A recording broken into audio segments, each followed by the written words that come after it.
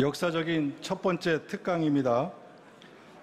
감사로 섬기시는 강영철 장로님께서 기도해 주시고 부총무로 섬기시는 김용태 장로님께서 성경 봉독해 주시겠습니다.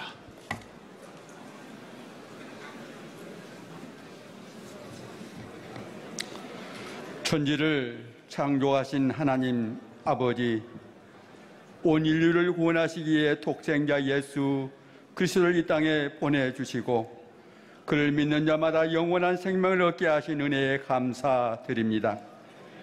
주님의 뜻을 이루기에 방방곡곡에 교회를 세우시고 세계적인 문화유산의 도시 경주에서 제51회 전국 장로회 수련을 우리 다시 세상의 빛으로라는 주제로 열게 하심을 감사드립니다. 이번 수련회에 회장님과 임원들, 전국의 장로님들이 마음과 정성을 다해 준비하게 하신 성령 하나님, 이 시간 간절히 구하오니 성령의 충만한 은혜를 부어 주시옵소서. 수련을 통해 잊었던 믿음, 잊었던 시간과 건강, 그리고 삶의 회복이 일어나게 하여 주시옵소서. 말씀을 전하실 김영중 목사님을 통해 우리의 심령이 새로워지고 예수 그리스도의 증인으로 살아가는 결단이 있게 하여 주시옵소서.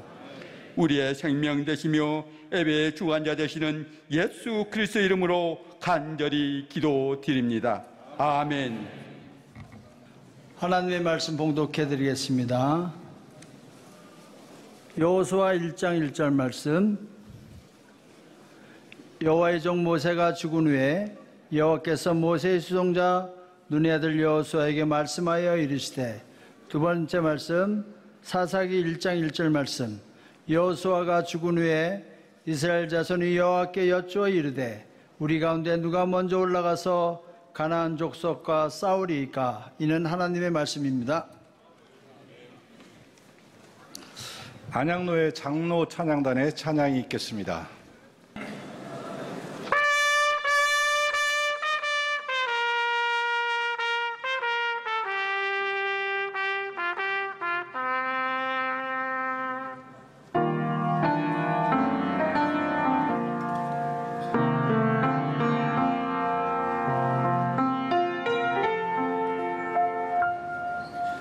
그날 주의 얼굴 보리 예수 주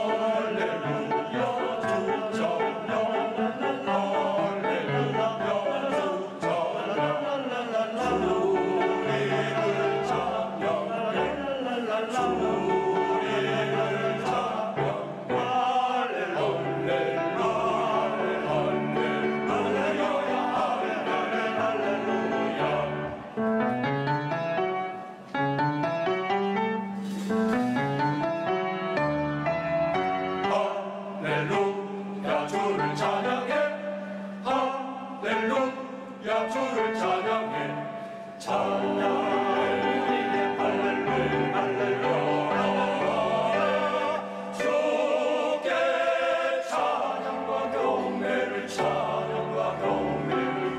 드리세 주께 찬양과 경배를 드리세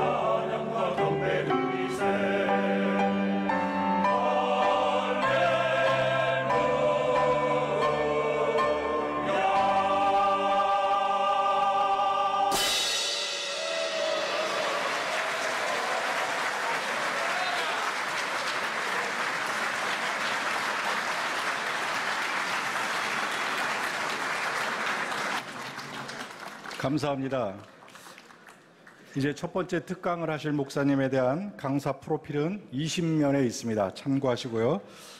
이제 동안교회를 섬기시는 김형준 목사님께서 나오셔서 모세가 죽은 후, 여호수아가 죽은 후라는 제하에 말씀하실 때 같이 큰 은혜 받는 시간 되기를 소원합니다.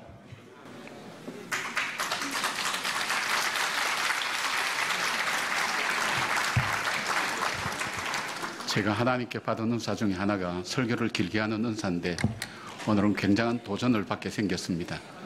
저도 이 은사 별로 안 좋아합니다. 예, 제가 마이크 좀 가까이 이제 들리십니까? 예, 제가 가능하면 짧게 마칠 수 있도록 최선을 다해 보겠습니다. 저도 싫어하는 은사인데 하나님께서 아직까지 계속 주셔서 여러분께서 제가 길어지면 중보기도 해주시길 바랍니다. 성경을 읽다가 재미있는 것을 발견했습니다. 오늘 본문에 말씀드린 것처럼 이 여호수아와 사사기 시작이 똑같습니다. 그 시작이 뭐냐면 하나는 모세가 죽은 후에 하나는 여호수아가 죽은 후에, 그런데 여호수아가 죽은 후에 여호수아서는 가나안을 정복하고 하나님의 계획과 뜻이 이루어지는 역사가 계속되는 것을 기록하였고, 사사기는 평안한 가운데 가나안 정복 끝나고 이제 평안한 것만 남아있는데 불구하고 사사기에 혼란했던 시대로 접어든 것을 보게 되었습니다. 이것은 무엇을 알 수 있는가 하면 사람이 행복하다고 행복해지는 것도 아니고 불행하다고 불행해지는 것이 아니라 그것을 어떻게 받아들이고 어떻게 살아가느냐에 따라서 결정된다는 것을 이 말씀은 우리에게 잘 보여주고 있습니다. 이 모세가 죽은 후에 이스라엘 백성은 정말 큰 어려움을 겪게 됩니다. 사람이 살아갈 때에 더 이상 살아갈 힘이 없다, 걸어갈 힘이 없다고 생각될 때가 한 3가지 있습니다. 인생의 목표가 없어졌을 때, 삶의 의미를 느끼지 못할 때, 그리고 나에게 주어진 삶 속에서 계속해서 주어지는 그 삶 속에서 희망이 없을 때 사람은 더 이상 살아가기 어렵다고 그렇게 이야기할 수 있습니다. 모세가 죽은 후에 이스라엘 공동체는 이제 40년의 광야 생활을 지내왔고 이제 가나안 땅에 들어가기 직전에 자기들을 이끌어왔던 모세가 죽었다는 사실은 이스라엘 전체의 충격입니다. 더 이상 어떻게 해야 될지 모르고 무엇을 해야 될지 알지 못하는 그런 환경 속에 여호수아가 등장하게 됩니다. 여호수아는 결론적으로 말씀드리면 하나님의 백성을 하나님이 원하신 장소로 무사히 그 사명을 완수한 사람이 되었습니다. 어떻게 그 혼란하고 어려웠던 그 순간들을 극복하면서 이스라엘 백성들을 하나님이 원하시는 장소로 원하시는 모습으로 바꾸어 놓을 수 있었을까? 어쩌면 오늘날 우리가 살아가고 있는 우리의 환경과 비슷하지 않을까 생각해 봅니다. 우리가 탄핵 전국을 거치고 나면서 이 나라는 확실히 다른 사람들로 가득 차 있구나 생각을 많이 하실 겁니다. 세대별로, 남녀별로, 그리고 지역별로 완전히 나누어져서 어떻게 해야 될까? 그리고 또 하나 있다면 이 부흥이라는, 교회 부흥이라는 단어는 어느새 없어져 가기 시작하고 교회에 대한 불신과 그리스도인에 대한 불신이 점점 짙어져가는 그런 세상에 살고 있습니다. 옛날에는 전철에서 싸우고 나면 사람들이 얘기합니다. 조용히 하라고, 여기가 교회인 줄 아느냐고 이렇게 얘기를 했습니다. 요즘 아이들이 어떻게 얘기하는가 하면 아이들 대화가 그렇습니다. 예, 쟤는 교회 다니는데도 착하대. 얘기가 그렇게 바뀌었습니다. 그러니까 우리가 살고 있는 세상, 우리 다시 세상의 빛으로 이 주제만큼 중요한 그 사역에 대한 부담감이 바로 우리 모두에게 있습니다. 한국 교회가 점점 어려워져 가고 그리고 그리스도인의 영향력이 점점 줄어가는 이때에 우리가 어떻게 여호수아처럼 이 어려움을 극복하면서 하나님이 기뻐하시는 민족으로, 열방을 복되게 하는 민족으로 우리가 세워질 것인가 하는 것을 다시 생각해 볼 수 있었으면 좋겠습니다. 보통 이 개인 성장이나 개인 발전이나 자기 개발서나 이런 부분들을 연구하는 사람들, 또 공동체를 연구하는 사람들이 사람이 변화가 되고 또 영향력 있는 사람이 되기 위해서는 크게 세 가지에서 결정이 난다고 합니다. 하나는 인생 기준을 무엇으로 세우고 사느냐, 어떤 인생의 기준을 세우고 사느냐. 둘째는 그 사람이 어떤 정체성을 가지고 있느냐. 그리고 셋째는 그 사람들이 갖고 있는 중요한 중에 삶의 태도가 어떠한지. 이 세 가지가 이 사람에게 있어서 그 삶을 결정하는 굉장히 중요한 요소라고 생각합니다. 오늘 이 요수아서는 바로 이 세 가지를 잘 나타내고 있는 그런 말씀이기도 합니다. 제일 먼저 여호수아의 인생 기준은 무엇이냐면 그는 하나님의 말씀을 인생 기준으로 삼고 그는 출발하는 것을 봅니다. 여러분 잘 아시는 대로 여호수아는 모세가 죽은 후에 그의 장막 속에 들어가서 나오질 못했습니다. 두려웠습니다. 그 두려웠던 이유가 그겁니다. 하나는 모세와 자기를 비교할 때 자기는 너무나 작은 자였다는 것, 자기는 보잘것없는 사람이라는 것, 그런데 어떻게 이 백성을 이끌어갈 것인가는 자기의 연약함 때문이었습니다. 또 하나의 어려움이 있었다면 자기와 함께하는 이 백성들의 특징이 40년 광야 생활을 보여준 특징이 불평과 원망하는 사람들입니다. 이 사람들은 어떤 사람입니까? 홍해의 감격을 경험하고도 하루가 못 돼서 목이 목마르다고 그 사람들이 3일길을 가서 마라의 쓴물을 만난 다음에 불평하기 시작하는 백성입니다. 한 달이 못 돼서 고기와 이 떡이 없다고 불평하는 사람들입니다. 은혜를 잊어버리는 사람들, 불평과 원망이 그의 삶의 일부가 된 그 사람들하고 같이 이 어려운 사역을 한다는 것이 불가능해 보이기 때문에 그는 좌절하고 있었습니다.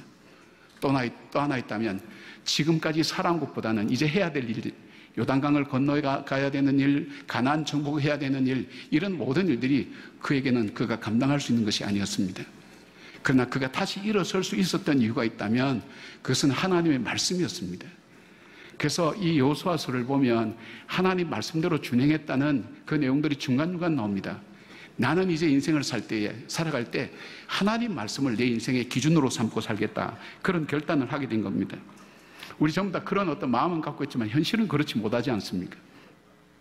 이 코넬 대학의 연구소에 의하면 사람이 하루에 3만에서 3만 5천 가지 선택을 하고 산답니다. 이 무엇이까지 포함하면 모든 선택의 근거가 되고 기준이 되는 이 기준이 뭐냐면 나는 하나님 말씀이라는 것, 여호수아는 그렇게 결정하고 갑니다. 근데 하나님께서 여호수아 1장 7절과 8절에 하나님 말씀대로 살 때 하나님 약속하신 것이 있는데 그것이 뭐냐면 형통하게 하겠다, 그리고 평탄하고 형통하게 하겠다, 그런 약속의 말씀이었습니다. 그럼 여호수아서를 우리가 살펴보면 어떻게 하나님께서 여호수아의 삶을 형통하게 인도하시는지, 어떻게 평탄하게 인도해 가시는지를 우리는 말씀 속에서 찾아볼 수 있습니다. 형통하게 산다는 것은 성경에 그렇게 많이 나오지는 않는데 우리가 잘 볼 수 있는 것이 요셉에게도 형통이라는 그 단어가 쌓여졌습니다. 여러분은 형통이라는 것을 어떻게 받아들이시는지 모르지만 형통이라는 것은 내가 가야 될 목적지와 연결된 길로 가는 것, 그것이 형통한 길입니다. 모든 것이 다 마음먹은 대로 잘 되는 것이 형통이 아니라 내가 가야 될 목적지에 닿을 수 있는 바로 그 길.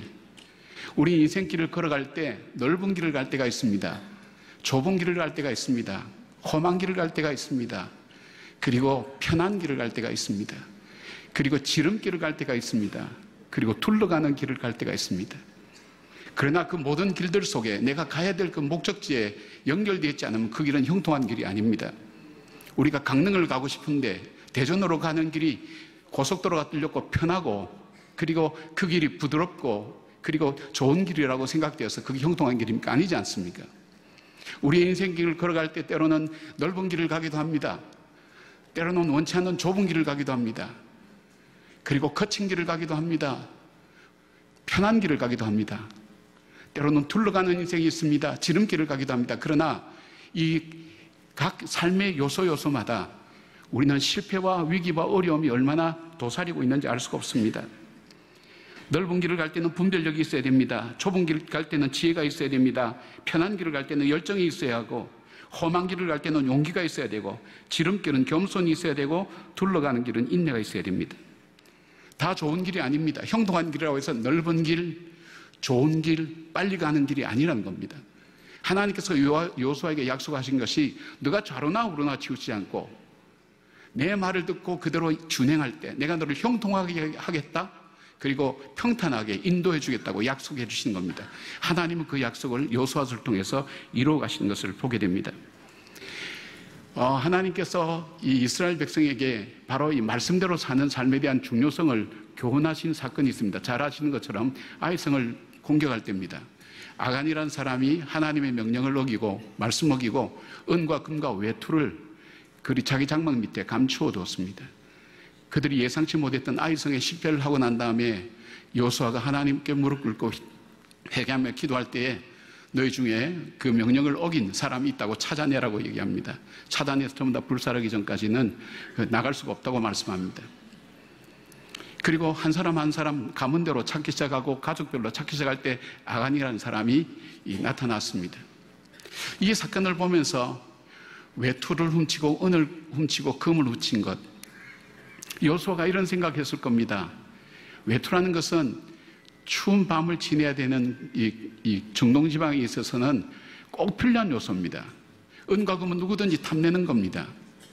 사람이 말씀이 그 속에 중심이 되어 있지 않으면 인간은 환경을 따라갈 수밖에 없고 필요를 따라갈 수밖에 없고 탐욕을 따라갈 수밖에 없는 그 인간이라는 것을 그는 깨닫습니다. 그리고 그가 자주 돌아오는 곳이 있습니다.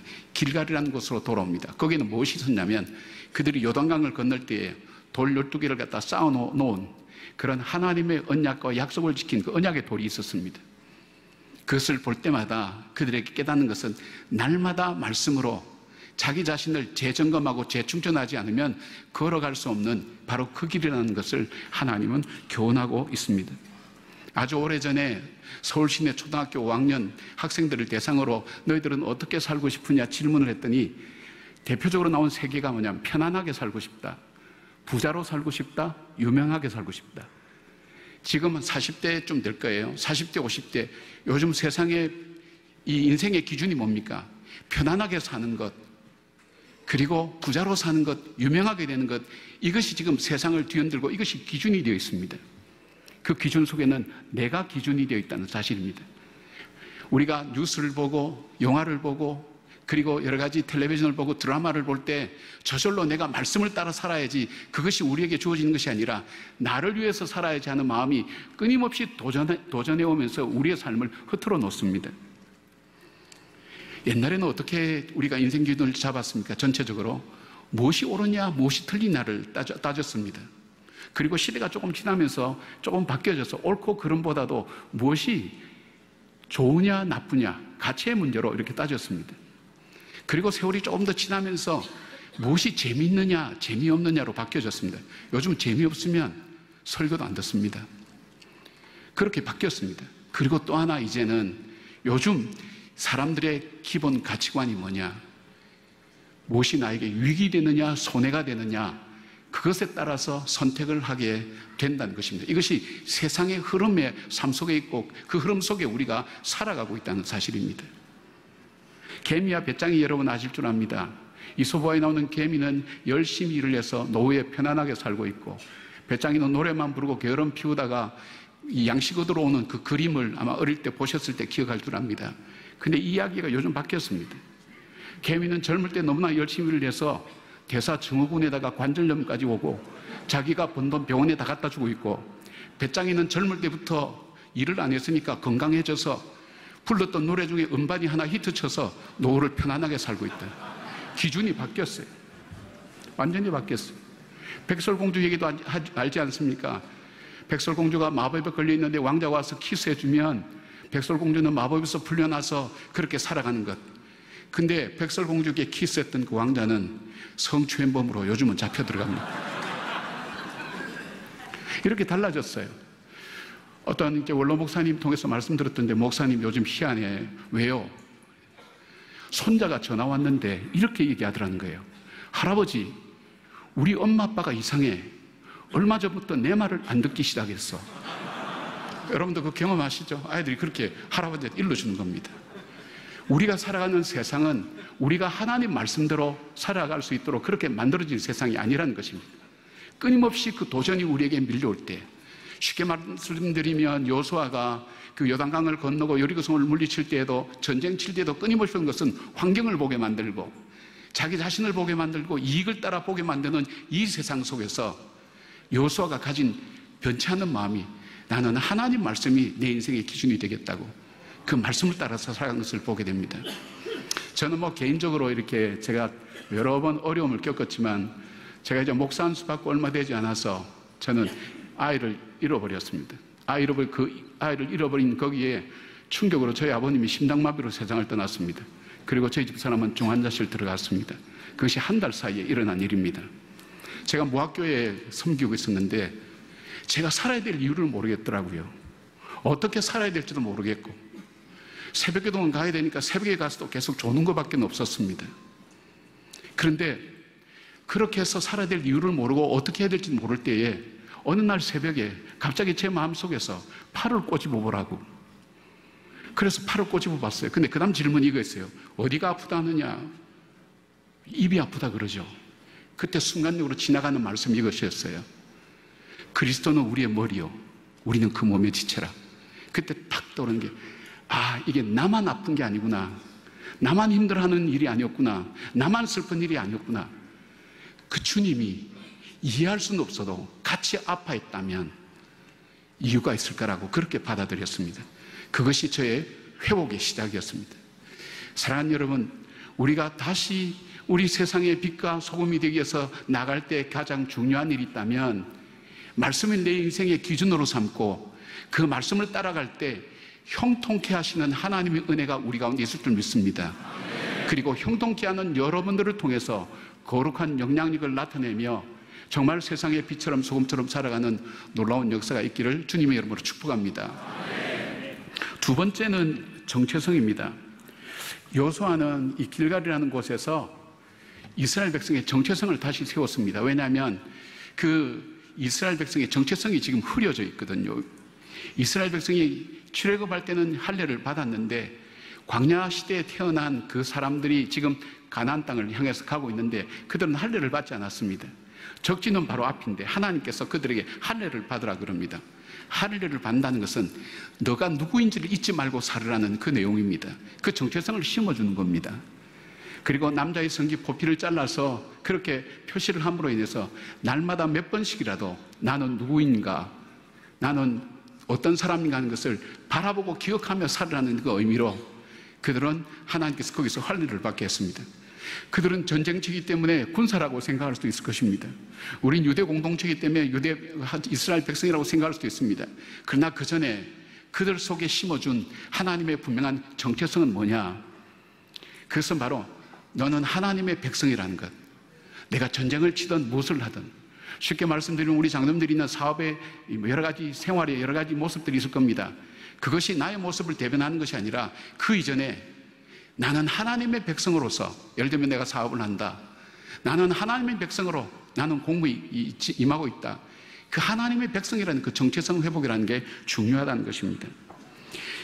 강한 이스라엘 군대의 비밀의 책을 쓴 이 노석조 기자에게 있어서 그런 얘기를 합니다.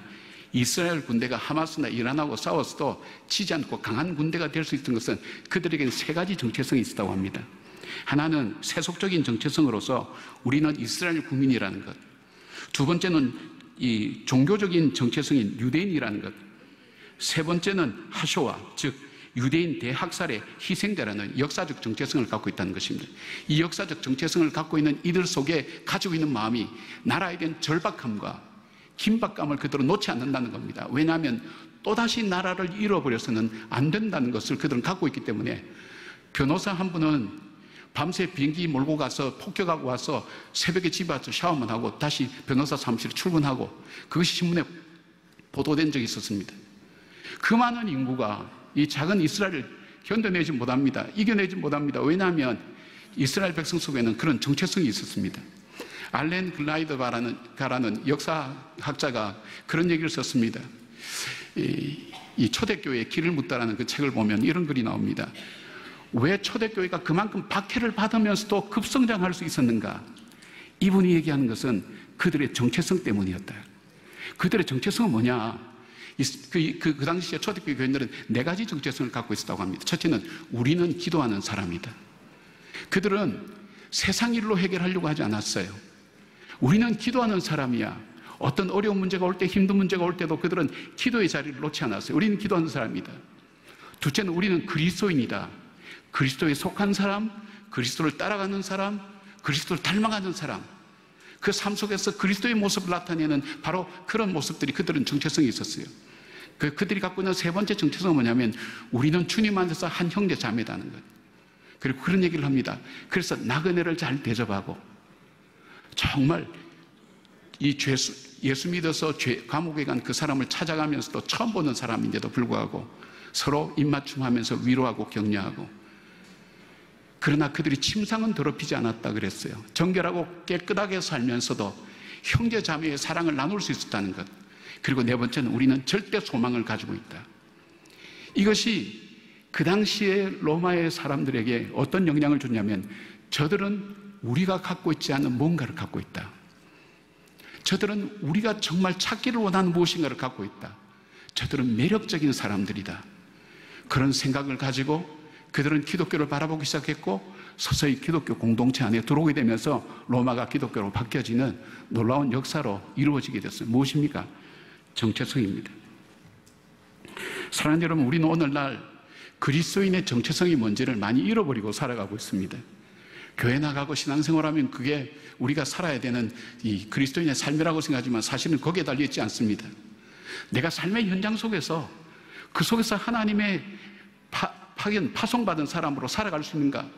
삶의 현장에 부름받은 하나님의 사람으로 살아가는가? 나는 하나님께로부터 보냄을 받았다는 그 정체성을 우리가 갖고 살아가는 이야기입니다. 케네스 베라는 선교사가 있습니다. 오래된 얘기인데 2012년도에 이분은 북한에 18번째 가다가 거기에 그 하드웨어가 뭐 잘못된 거 하나 있어서 잡혔어요. 잡혀서 735일 동안 노동교화형을 받으면서 북한에 억류되어 있었습니다. 매일매일 그에게 고통스러운 게 있었어요. 그는 지병도 있었기 때문에 27kg이나 빠지면서 죽을만 하면 병원에 입원해서 다시 살려놓고 또 겨울에 언땅 팔개도 만들고 여름에는 벌레들 들어오는 감옥이 있는데 그가 생각했던 간절한 기도는 하나님 왜 나를 빨리 구출하지 않냐고. 그가 꿈을 꾸면 미국의 네이버 실이 와가지고 헬리콥터를 타고 와서 자기를 구출하는 꿈만 꾸는데 기간이 길어지니까 그 당시에는 이분이 최장기 억류자가 되었습니다.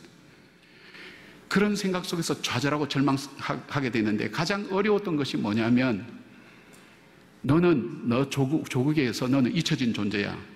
가족들도 너를 더 이상 찾지 않아. 계속 그렇게 하는데 그에게는 모든 것이 고통스러운 일이었습니다. 그리고 저녁만 되면 2시간 동안 TV 시청해야 됩니다. 바로 주체사상 그 쇠뇌 공작을 시키는 겁니다. 감시가 달라붙습니다. 어딜 가나 감시가 달라붙습니다. 하루하루가 고통스러운 생사의 갈림길이었습니다. 불평하고 원망하고 하나님 왜 나를 여기에 두시냐고 하는 어느 날 하나님 음성이 그에 들렸습니다. 너는 누구냐? What are you? 너 못하는 사람이냐? Who are you? 너는 누구냐? 자기도 모르게 저는 북한 선교사죠. 대답해놓고 보니까 자기 마음속에 나는 북한을 위한 선교사지. 내가 지금 어디 있지? 북한에 있잖아. 선교사가 선교지에 있잖아. 그리고 내가 만나는 사람들은 어떤 사람이지? 내가 여행 와서 만나는 사람이 아니라 정말 고급 관리들, 그리고 보통 만날 수 없는 사람들을 내가 만나고 있잖아. 갑자기 그 생각이 팍 찾아오면서 자기를 찾은 거예요. 자기 입에서 터져 나왔어요. 내 영혼이 은총 입어 중한제진 벗고 보니 궁궐이나 초막이나 거은이나 하늘나라 그 찬송이 터져 나오는데 이전에 알 수 없던 기쁨이 그 마음속에 있어요. 근데 그가 그것을 깨닫고 난 다음에 그 삶이 바뀌었어요. 전에는 이 사람들은 나를 괴롭히는 사람, 감시하는 사람이었는데 그것이 아니라 이 사람은 선교의 대상이다. 그 사람을 대하는 게 달라졌어요. 그 환경 속에 바뀐 건 아무것도 없어요. 자기의 정체성을 찾은 거예요. 나는 선교사지. 이 사람들은 선교의 대상이지. 선교의 대상을 대하는 마음이 친절하고 오히려 그들을 위로합니다. 이 삶이 시작될수록 그 사람들이 이상하게 질문합니다. 아니 우리가 행복해야지. 어떻게 고통받는 당신이 행복한가? 그리고 이분이 석방될 때 그분들이 진심으로 우리와 조금 더 있었으면 좋겠다고 그렇게 이야기했다고 합니다. 여러분, 오늘 한국교회 위기는 어디 있다고 생각합니까? 저와 여러분의 위기입니다. 무엇의 문제입니까? 우리의 정체성이 우리의 삶 속에 세워져 있지 않습니다. 내가 정말 하나님의 백성이다, 하나님의 자녀다, 구원받은 백성이다, 이 믿음이 우리 속에는 없어지는 거예요. 세상 따라 흐름 따라 그냥 살아가는 그런 삶인 거예요. 사랑하는 여러분, 내가 그리스도인이라는 것, 그리스도를 닮아가는 사람, 그리스도를 따라가는 사람, 그리스도처럼 살아가는 사람이라는 그 삶을 내가 살 때 가정 안에서, 직장 안에서 정말로 그리스도인다운 매력을 줄 수 있는 사람, 그때 세상은 바뀌어집니다. 사람들의 눈에 바뀌어집니다. 우리가 세상 속으로 나갈 때에 흑암의 모습이 아니라 밝은 빛의 모습으로 사는 것은 나에게 주어진 이 삶의 현장 속에 하나님께서 부르신 그 목적을 찾고 그것을 잊어버리지 않는 그 정체성을 가지고 있는 사람, 그 사람이 바로 세상을 바꾸는 사람. 이스라엘 백성들을 할례를 받게 함으로 인해서 그들이 하나님의 백성이라는 뜻을 일깨워 주었듯이 오늘도 여러분 삶 속에 내가 하나님의 구원받은 백성, 하나님의 은혜를 받은 백성, 그리고 장로님이 되셨으면 적어도 하나님 앞에 남들에게 부인할 수 없는 하나님의 살아계신 분명히 한 번은 전부 다 경험했으리라고 생각합니다. 나 같은 사람을 구원해 주시고 이 자리 세워주시고 또 이 땅에서 살게 하시는 하나님의 은혜가 무엇인지를 그 부름 앞에 응답하는 그 정체성을 갖는 이 회복이 우리로 하여금 우리 자신을 변하게 만들고 세상을 변하게 만드는 아름다운 축복의 통로로 쓰임받는다는 것입니다. 세 번째 필요한 것이 뭐냐면 바로 삶의 태도를 바꿨습니다. 삶의 태도. 커닝 워커라는 학자가 성공하는 사람을 연구를 했습니다. 그랬더니 일반 사람들과는 다르게 독특한 특징을 하나 갖고 있다는 걸 발견했습니다. 이 사람들은 남다른 지능을 갖고 있든지 남다른 지식을 갖고 있든지 남다른 기술을 갖고 있든지 그리고 삶의 태도가 있다는 거예요. 그 중에 93%가 삶의 태도에 의해서 결정된다는 거예요. 우리는 머리가 좋은 사람, 특별한 지식을 갖고 있는 사람, 특별한 기술을 갖고 있어 기능장 뭐 이런 호칭을 갖고 있는 사람이 성공한 사람이라고 생각하는데 이 사람이 연구한 바에 보면 그거는 세 개 다 합쳐서 7%밖에 안 된다는 거예요. 가장 중요한 건 뭐냐? 어떤 삶의 태도로 살아야 되는가? 거기에 따라 달라진다는 거예요. 사랑하는 여러분, 우리는 그리스도의 사람으로서 어떤 의식을 가지고 살아야 되는, 여기서 있었던 것은 유월절을 지키게 만들었습니다. 유월절은 여러분이 알다시피 이스라엘이 출애굽될 때 10가지 재앙을 거친 데 마지막 재앙인 장자의 죽음, 피값을 치르고 이스라엘 백성이 출애굽했던 겁니다. 그것을 바로 이 길갈이라는 곳에서 이 출애굽의 그것을 기억하면서 여기서 유월절을 지켰습니다. 그러니까 유월절 하면 이들 속에는 무슨 의식이 떠오르는가 하면 우리는 노예였지, 우리 힘으로는 해방될 수 없었지, 그런데 하나님께서 우리를 해방시켜서 여기까지 오게 하셨지, 여기까지 오게 하신 목적이 뭘까? 이것이 저절로 떠오르게 돼 있어요. 자동으로. 여러분이 성탄절, 부활절 하면 여러분 속에 기억을 이제 되살리면서 그 의미를 되살릴 때 떠오르듯이 이 사람들은 유월절 하면 이 생각이 떠오르는 거예요. 우리는 노예였지. 그런데 아무 이유 없이 공로 없이 우리가 해방되었어. 그리고 오늘 이 자리 여기까지 오기까지 그 유월절이 없었다면 우리는 여기 올 수도 없었어. 하나님께서 여기까지 우리를 인도하신 게 뭘까? 이것을 신약의 용어로 바꾸면 제일 먼저 볼 수 있는 것이 죄인의식입니다. 죄인의식. 이 예배소서 2장 보니까 우리를 향해서 이렇게 얘기합니다. 성경이 너희는 허물과 죄로 죽었다. 난 대단한 존재야. 난 신앙도 좋고 뭐 금식도 며칠 하고 그다음 세상에서도 사람에게 영향 나타내고 성경은 그래 안 봐요. 우리를 창조하신 하나님 말씀은 우리로 하여금 너희는 허물과 죄로 이미 죽었다. 본질상 진노의 자녀다. 그것이 우리를 향한 성경이 보는 관점입니다. 그런데 나 같은 죄인을, 가치 없는 죄인을 하나님께서 우리에게 구원해 주셨다. 그러면 두 번째 죄인의식 다음에 두 번째 오는 것은 은혜의식입니다. 그런 나를 왜 구원해 주셨을까? 하나님의 은혜로 이 쓸데없는 자 왜 구속해 주시는지 난 알 수 없도다. 그렇게 말씀하신 것처럼 여러분, 죄인의식은 우리에게 어떤 자세를 낳는가 하면 겸손한 자세를 만듭니다. 근데 이 은혜의식은 무엇을 만드느냐?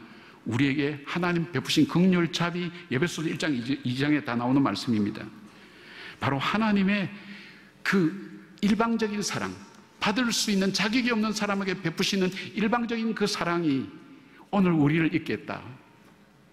그렇다면 나를 구속하시고 나를 사랑하신 하나님의 목적이 뭘까? 에베소서 2장 10절에는 그렇게 말씀합니다. 예수 그리스도 안에서 선한 일을 위하여 지으심을 받은 자라고 얘기합니다. 여러분, 존 스토트 같은 우리 지난 세기에 세계적인 설교가 있던 존 스토트 목사님은 그런 얘기합니다. 나는 영국에 믿는 나라에 태어났기 때문에 그리스도인 된 것이 아니다. 나는 믿음의 부모를 만났기 때문에 그런 것도 아니다. 나는 믿음의 선생님을 만나서 그런 것도 아니고 미션 스쿨을 다녔도 아니다. 내가 예수를 믿을 수 있었던 단 하나의 이유가 있다면 천국의 사냥개 때문이다. 한번 물면 놓지 않는 그 사냥개, 포기치 않는 하나님의 사랑, 끝없이 용서하시는 하나님의 사랑, 그 은혜가 나로 하여금 그리스도인이 되게 만들었다 고백했습니다. 그렇다면 우리에게 있어야 될 세 가지 굉장히 중요한 우리의 의식이 있어요. 죄의 의식이 있어야 돼요. 아, 나는 허물과 죄로 이미 죽었어. 나는 노예였어. 난 스스로 구원받을 수 있는 존재가 아니야. 여러분, 우리 모두 마찬가지잖아요. 우리 스스로의 능력으로, 우리의 힘으로 구원받을 수 있는 사람들이 아니었어요. 마귀의 손에 잡혀서 우리는 마귀가 시킨 대로 하면서 살아갈 수밖에 없는, 죄의 노예로 살아갈 수밖에 없는 우리를 하나님께서 일방적으로 우리에게 베풀으신 은혜가 있단 말이에요. 그게 뭡니까? 십자가를 통해서 자기 아들을 죽이면서까지 나를 구원해 주신 그 은혜가 우리 속에 있다는 것. 이 은혜의식 속에서 나오는 게 감사합니다. 그리고 그런 우리에게 이 큰 은혜를 주신 이유가 뭘까를 찾을 때 사명이라는 걸 찾게 됩니다. 사명 있는 사람은 열정 있는 사람입니다. 우리가 인생을 살아갈 때에 어떤 자세로 살아가느냐? 나는 죄인이라고, 내가 주장할 거 아무것도 없다고, 하나님의 은혜로 살아간다고, 하나님의 은혜를 가지고 난 살아간다고, 하나님께서 내게 은혜를 주신 것은 나로 하여금 이 자리에 하나님께서 머물게 하시고 복을 주신 은혜라는 것을 깨닫고 살아가는 것입니다. 여러분, 이 의식이 우리들 속에 사라질 때 어떤 문제가 일어나는가 하면, 여러분, 이스라엘 백성이 출애굽하고 시내산에 갔을 때에 모세가 율법을 받으러 시내산에 올라갔을 때 안 내려오니까 백성들이 우상을 만들었죠. 금송아지를 만들었죠. 춤추면서 그렇게 광란의 시간들을 보냈죠. 여러분, 한번 생각해 보세요. 그것 때문에 진노해서 하나님께서 어떻게 했습니까? 레위 족속 통해서 3,000명을 죽게 만들고, 그것 때문에 이스라엘 백성을 진멸하겠다고 하나님 하셨는데 모세의 중보기도가 있지 않았습니까? 한번 생각해 보십시오. 이들이 하나님께서 구원해 주셨는데 이 금붙이가 어디서 났습니까? 하나님께서 이 백성들에게, 애굽 사람에게 은혜를 입게 하셔서 갖고 나온 금붙이에요. 이 금붙이를 가지고 법궤를 만들 수도 있는데 이 금붙이 가지고 뭘 만들었어요? 금송아지를 만든 거예요. 그리고 또 뭡니까? 그들이 그날 낮에는 뜨거운 태양빛이 노릇조입니다. 밤에는 춥습니다. 그런데 어떻게 했습니까? 낮에는 구름 기둥으로 하나님 보호해 주십니다. 불 기둥으로 하나님 지켜주십니다. 그리고 그날 아침 그들이 뭘 먹고 나왔습니까? 하나님 주신 만나와 메추라기를 먹고 나왔습니다. 이해가 되시나요? 하나님께서 내게 주신 그 은혜를 잊어버릴 때에, 그 사명을 잃어버릴 때 우리는 하나님 주신 축복을 가지고 죄를 짓는 도구로 쓴다는 것입니다. 내가 가진 돈이, 내가 가진 권력이, 내가 가진 위치가 하나님 앞에 온전히 쓰임받는 것이 아니라 그것 때문에 내 삶에 금송아지를 만들고 우상 숭배를 할 수 있다는 거예요. 구름 기둥과 불 기둥으로 보호해 주셨다는 건 뭘까요? 하나님께서 은혜를 베풀지 않으면 죄를 지을 수 있는 능력도 없어요. 그래서 한번 보십시오. 돈 있는 사람 돈으로 죄 짓습니다. 권력 있는 사람 권력으로 죄 짓습니다. 힘 있는 사람은 힘으로 죄 짓습니다. 없으면 죄를 못 져요. 그것이 우리의 삶입니다. 그리고 마지막 한 가지가 있다면, 오늘 이 길가에서 있었던 것은 여호수아는 하나님의 격려를 받았습니다. 하나님의 격려. 격려에 대한 말씀은 여러분이 많이 들으셨으니까 제가 말씀 하나 드리고 마무리하도록 하겠습니다. 가끔 여기 오셔서 강의할 때 제가 죄송한 표현인지 모르지만 자기가 미국에서 공부할 때 자기가 영국에서 공부할 때 이런 얘기 들으면 좀 역겹지 않습니까? 그죠? 요즘 안 갔다 온 사람이 어디 있습니까? 다 갔다 왔는데, 그죠? 제가 미국에서 목회할 때 어떤 일이 있으면 교회가 짧은 시간 내에 급성장하면서 교인들이 서로를 몰랐어요. 몰라서 우리 교인들이 전 교인 수련회를 하자 그래서 기도원을 빌렸어요. 리트리트 센터를 하나 빌렸어요. 근데 거기 가서 뭐 개예배 드리고 뭐 폐예배 드리고 그러지 않고 아예 공동체 프로그램을 바로 들어갔어요. 예를 들면 간식 먹는 것도 그냥 먹는 게 아니라 긴 젓가락을 두어서 먹겠고요. 또 어떤 경우에는 참 힘든 장로님 한 분 계셨는데 이 장로님은 말씀도 없으세요. 화가 근본적으로 분노가 차 있는 분이에요. 이분을 전부 다 미워했는데 어떤 프로그램이냐면 한 사람이 여러 공동체가 들고 그 리트리트 센터를 한 바퀴 돌고 와서 서로 얘기를 나누는 거예요. 근데 이 장로님에게 발견한 것이 뭐냐면 이 장로님 미국 온 지 얼마 되지 않아서 자기 딸이 목욕탕에서 목매어 죽는 것을 본 거예요. 그 충격을 받은 거예요. 아무도 몰랐죠. 같이 처음 더 울었어요. 예를 들면 그런 어떤 것이 매 공동체마다 있었어요. 그리고 그날 저녁 다음날 토요일날 모의 장례식을 마치고 이제 헤어졌어요. 뭐 그때는 부교육자도 없었기 때문에 저하고 청년 몇이서 뒷정리하고 밤에 돌아와서 설교 준비하고 예배를 드렸어요. 주일날 예배 드렸어요. 1부 예배 드리고 2부 예배 드리는데 참 그 사업하시는 장로님 한 분이 기도하러 나오셨어요. 기도나 하는데 이 장로님 기도가 이상하기 시작하는 거예요. 제가 웬만한 기도 시작은 다 알고 있거든요. 그런데 이분이 기도 시작이 이거예요. 하나님 아버지, 오늘 교회 올 때 저는 문득 신발장 앞에 섰습니다. 처음에 이 기도가 어떻게 된 거지? 그 다음에 빨간 구두를 신을까 까만 구두를 신을까 망설였습니다. 갈수록 이상해지는 거예요. 눈을 떴어요. 교인들도 눈을 떠서 저를 보는 거예요. 분위기가 너무 좋은데 오늘 예배는 조졌어. 그러더니 그 다음에 또 우는 거예요. 갈수록 이해를 못하는 일들이 계속 일어나는 거예요. 이분이 기도문을 이렇게 적어온 건 있었어요. 근데 그대로 기도 안 하시는 것 같았어요. 제가 이런 기도는 들어봤어요. 어느 농부가 우리 집 앞마당 태비더미보다 우리 집 앞마당 감나무보다 더 높으신 하나님 아버지, 뒷마당 태비더미보다 더 많은 내재를 감자 껍데기 벗기듯이 홀랑 벗겨주소서. 뭐 이런 기도는 들어봤는데 신발장에 신발이 어떻고 이런 기도는 처음 들었어요. 근데 말씀이 뭐냐면 그 다음 기도가 그예요. 그런데 오늘 목사님 구두를 보니까 어제 이리 뛰고 저리 뛰던 흙 묻은 구두를 그대로 신고 나왔습니다. 그러면서 막 우시는 거예요. 근데 순간 제 마음속에 나도 몰랐던 나를 제가 정말 정신없이 준비했거든요. 이 장로님 보셨구나. 본인도 아마 기도 준비해 왔다가 제 신발 보면서 자기가 신발장 앞에서 멈춰섰던 것을 생각했던 것 같아요. 근데요, 제 속에 왜 그리 자꾸 눈물이 나는지, 그리고 제 마음속에 내가 이분들을 위해서 죽어야지, 이 마음이 들어가더라고요. 여러분, 우리 하나님에게서 가장 큰 무기는 뭘까요? 우리를 격려하십니다. 내가 알고 있다. 하나님은 길갈에서 여호와의 군대 장관을 만나서 두려워하는, 여리고를 앞두고 두려워하는 여호수아를 격려하시는 하나님 모습을 봅니다. 오늘 우리는 이 세상을 살아갈 때에 수많은 사람을 격려하는 사람으로 살아가는 것, 그것이 빛으로 살아가는 귀한 삶이 될 줄 믿습니다. 기도하겠습니다.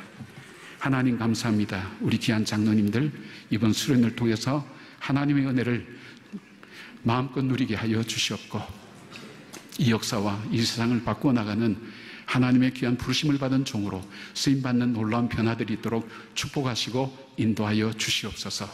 예수님의 이름으로 기도드립니다. 아멘. 고맙습니다.